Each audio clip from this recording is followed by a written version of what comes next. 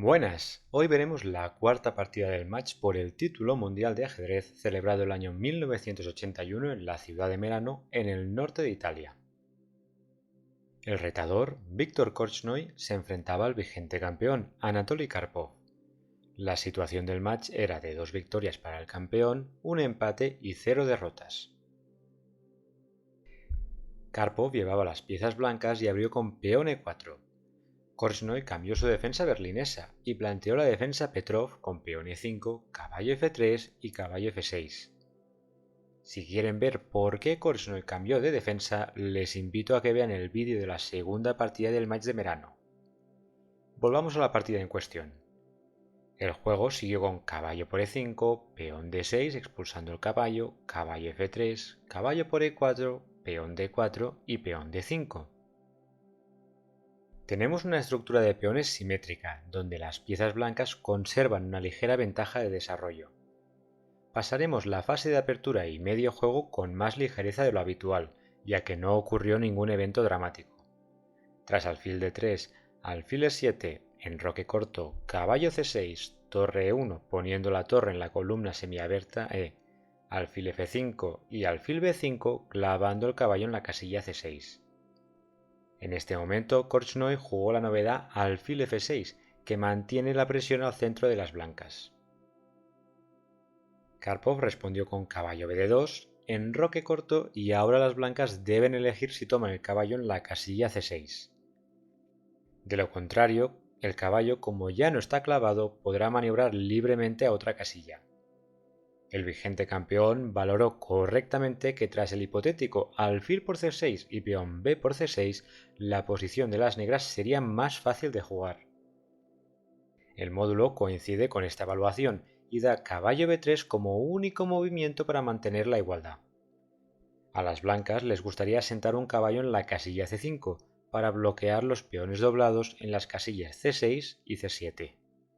No obstante, la actividad de las piezas negras sumada a la pareja de alfiles sería suficiente para romper el hipotético bloqueo de las blancas. Por este motivo, Karpov no capturó el caballo de la casilla c6 y jugó caballo f1, reciclando el caballo para ir a las casillas e3 o g3. Korchnoi recicló también su caballo con caballo e7, peón c3, caballo g6, alfil d3 poniendo presión al caballo en la casilla e4, caballo d6, alfil por f5, caballo por f5 y dama b3. Este movimiento es típico de estas posiciones. La dama pone presión al peón en la casilla b7, que se ha visto debilitado tras el desarrollo del alfil de la casilla c8. Aunque a primera vista parece que Karpov simplemente quiere capturar un peón, el motivo principal de esta maniobra consiste en generar debilidades en el flanco de dama de Korchnoi. De hecho, las piezas negras no tienen grandes problemas en defender el peón de la casilla b7, con por ejemplo el avance peón a b6. No obstante, tras dama b5, peón a6 y dama d3, podemos observar cómo las casillas blancas están un poco más débiles. Por ejemplo, la casilla c6 ya no puede ser defendida por ningún peón. De todas formas, cabe decir que la ventaja es ínfima y sin lugar a dudas las piezas negras tienen una posición muy sana. Dicho esto, Karpov era un experto en ir sumando pequeñas ventajas, tal y como veremos en esta partida. Tras dama d3, Korchnoi respondió con dama d7, cubriendo las casillas blancas, caballo g3, caballo por g3 y peón h por g3. Es importante retomar con el peón de la columna h, ya que de esta forma se mantiene el control de la casilla clave e3. Korchnoi siguió con peón a5 ganando espacio en el flanco de dama, alfil g5 proponiendo un cambio de alfiles, alfil por g5 y caballo por g5. La posición actual está muy cerca de la igualdad, con una microscópica ventaja blanca tal y como indica el módulo de ajedrez. La ventaja se debe a que el caballo en la casilla g6 está algo mal colocado. La estructura de peones blanca controla sus saltos en las casillas f4 y h4. Karpov comentó en sus análisis que estuvo a punto de proponer tablas a su rival. Sin embargo, el campeón dio 2 razones por las cuales no lo hizo. En primer lugar, para solicitar las tablas, Karpov tenía que hacerlo mediante el árbitro, ya que Korchnoi no quería que fuese su rival quien se lo pidiese. Y en segundo lugar, las 3 primeras partidas del match habían vislumbrado que Korchnoi estaba algo errático, tanto estratégicamente como tácticamente. Así pues, Karpov no solicitó las tablas y siguió jugando. La partida siguió con torre E8, peón B3 preparando un futuro peón a C4. En este momento, Korchnoi tenía a su disposición la jugada peón A4, aprovechando el punto de contacto en la casilla B3. Tras un hipotético caballo F3, torre por E1 jaque, torre por E1, peón A por B3, peón A por B3 y torre A2, las negras tendrían una torre activa en la segunda fila. Dicho esto, es cierto que la columna central E es más importante que la columna lateral A. Korchnoi prefirió jugar más sólido con torre a d8, caballo f3 y peón f6, controlando el salto del caballo a las casillas g5 y e5. Cabe decir que la jugada f6 ratificó el pensamiento de Karpov sobre la falta de perspicacia de su oponente. Hay que dejar claro que peón f6 no es una mala jugada. El problema está en que a nivel práctico facilita el juego de Karpov. El jugador con las piezas blancas va a aprovechar las casillas débiles del enroque de Korchnoi. Dicho esto, Korchnoi tenía un plan en mente, basado en un ataque al flanco de rey. La idea era jugar rey f7, peón h5, torre h8 y avanzar el peón de la columna h. Karpov supo prever el plan de las negras y tras peón f6 recicló su caballo con caballo d2, rey f7, caballo f1, peón h5 y torre por d8. Las blancas cambian un par de torres para restar fuerza de ataque a las negras. Tras torre por d8 y dama f3, Karpov acerca la dama al flanco de rey a la vez que ataca el peón en h5. A partir de ahora, las blancas tienen que estar atentas al avance del peón a h4. Si Korchnoi logra realizarlo en buenas condiciones, su posición se vería mejorada. Ahora mismo, peón h5 no es recomendable, ya que tras peón g por h4, caballo por h4, dama h5 jaque, caballo g6 y caballo e3, las blancas estarían mejor. La clavada en la diagonal h5-e8 es muy molesta, ya que impide que el rey pueda moverse sin perder el caballo.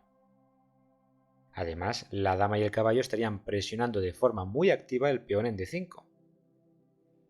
Por todo esto, tras dama f3, Korchnoi prefirió jugar acertadamente torre h8, protegiendo el peón en la casilla h5. La partida siguió con caballo e3, amenazando capturar el peón en d5, caballo e7, defendiéndolo, torre e1, ocupando la columna abierta, y peón g6, manteniendo el control de la casilla f5, lugar donde le gustaría ir al caballo.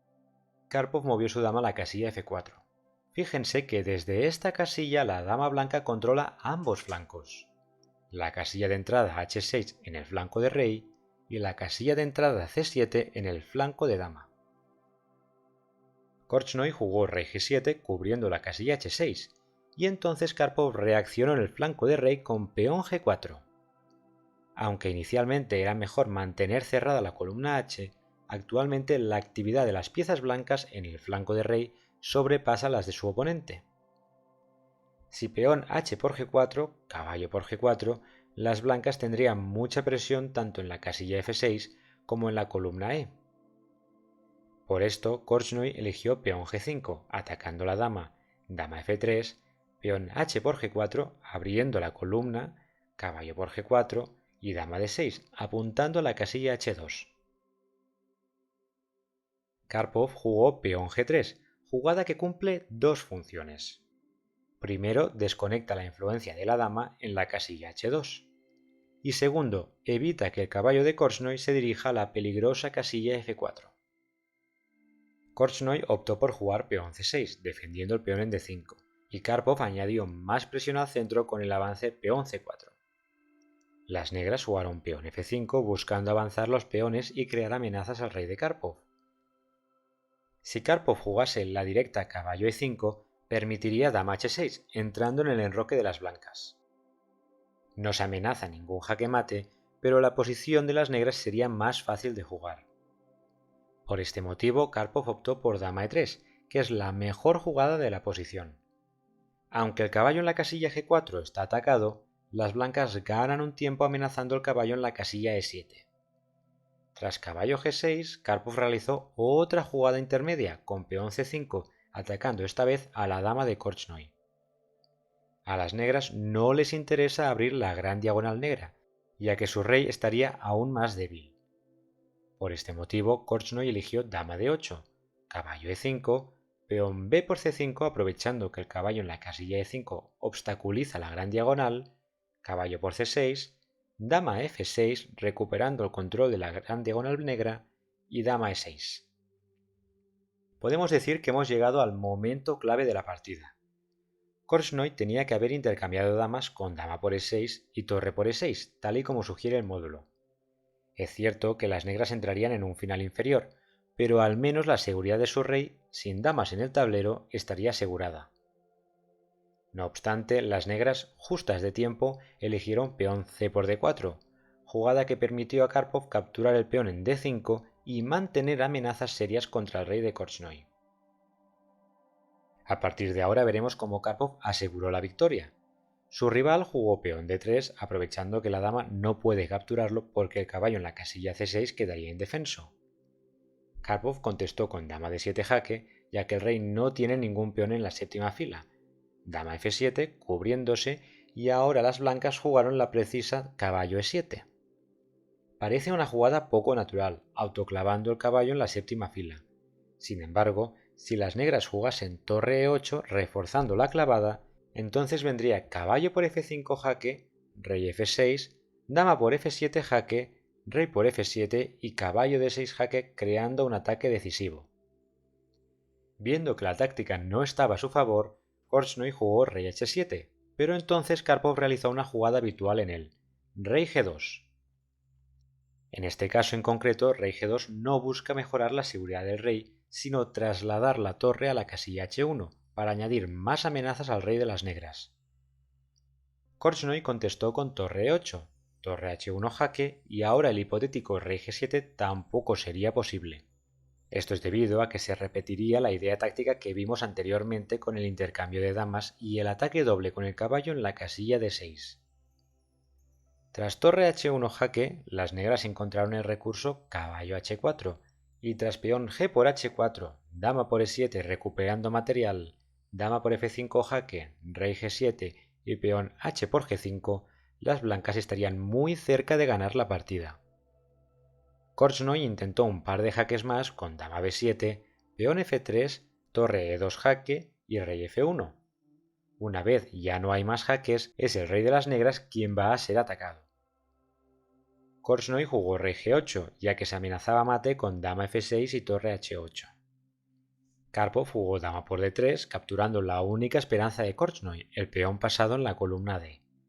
Torre g6, dama d8 jaque, rey g7, dama d4 jaque y las negras se rindieron.